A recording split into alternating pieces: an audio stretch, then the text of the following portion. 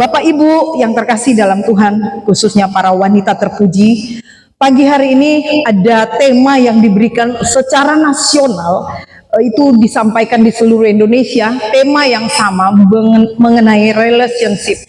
Bapak Ibu yang terkasih dalam Tuhan, satu tema yang luar biasa yang diberikan secara nasional kepada seluruh wanita terpuji untuk merayakan hari nasionalnya, ya, bicara mengenai relationship atau mengenai hubungan pribadi antar satu dengan yang lain bisa terjadi, ya, kalau saudara punya hubungan yang baik dengan Tuhan. Amin.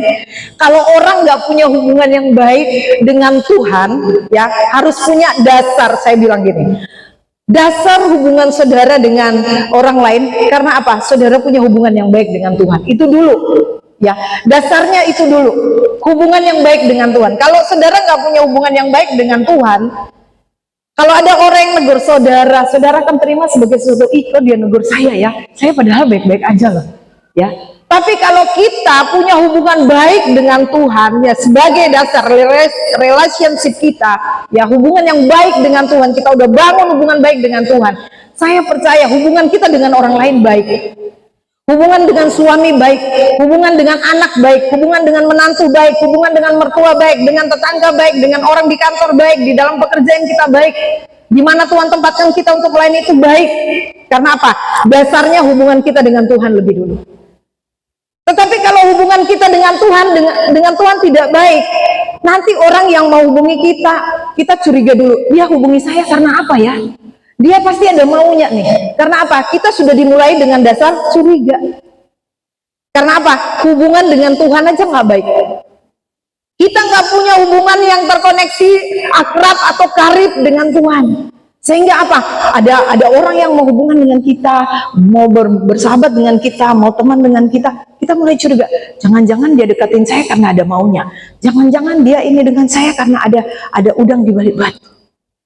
Bapak Ibu yang terkasih di dalam Tuhan, Tuhan Yesus memberi sebuah perintah agung agar kita mengasihi Allah dengan segenap hati kita, dengan segenap jiwa kita, dengan segenap akal budi kita, dengan segenap kekuatan kita, dan serta mengasihi sesama seperti kita mengasihi diri sendiri.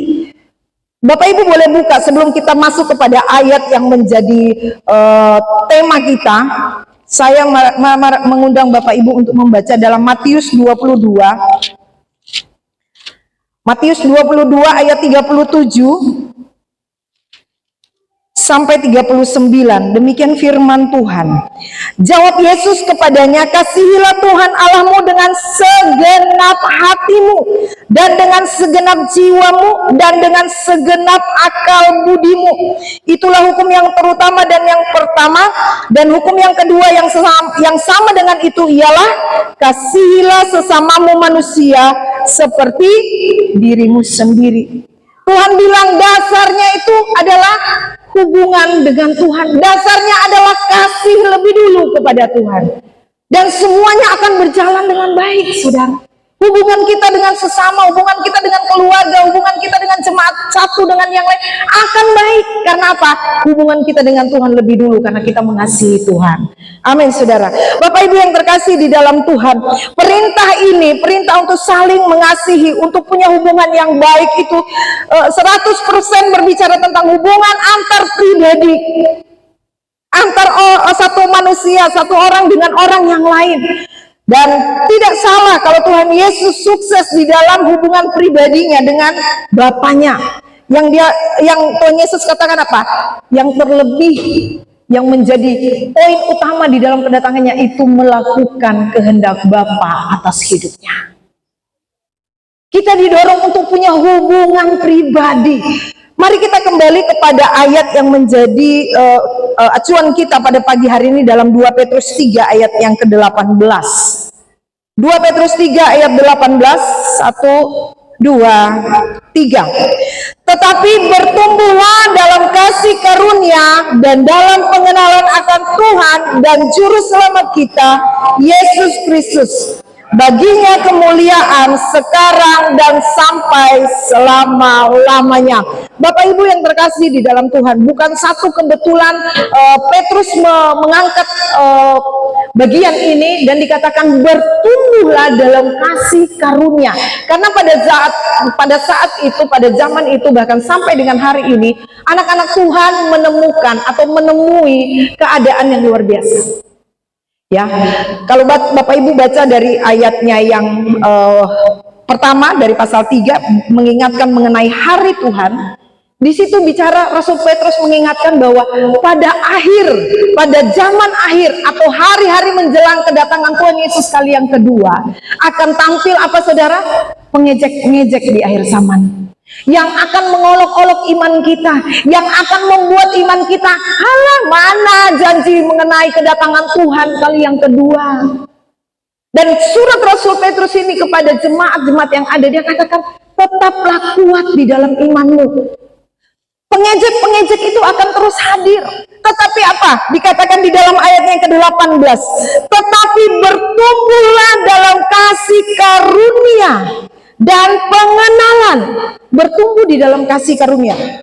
Relationship atau hubungan. Bicara mengenai kita mempunyai satu dasar lebih dulu. Ya, kita tidak bisa memulai hubungan kita satu dengan yang lain kalau kita tidak punya dasar hubungan kasih kita kepada Allah.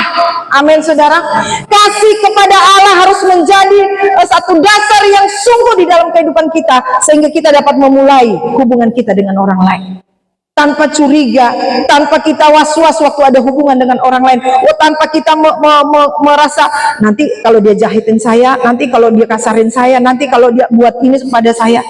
Kalau kita punya hubungan yang baik, bertumbuh di dalam kasih karunia Allah, bertumbuh di dalam anugerah Tuhan, saya percaya kita akan punya kasih yang sungguh kepada Tuhan, kepada sesama. Kita tidak lagi diwarnai, tidak lagi dibayangi oleh rasa was-was. Bapak Ibu yang dikasihi oleh Tuhan, saat Petrus berusaha menjadi murid Yesus dengan kekuatannya sendiri, dia selalu gagal.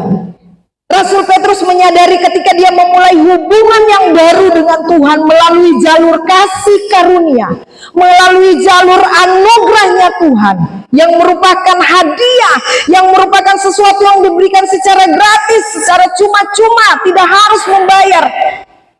Barulah kita dapat sanggup untuk menjangkau hadirat Allah. Karena apa? Dimulai dari dasar itu tadi, hubungan pribadi dengan Tuhan.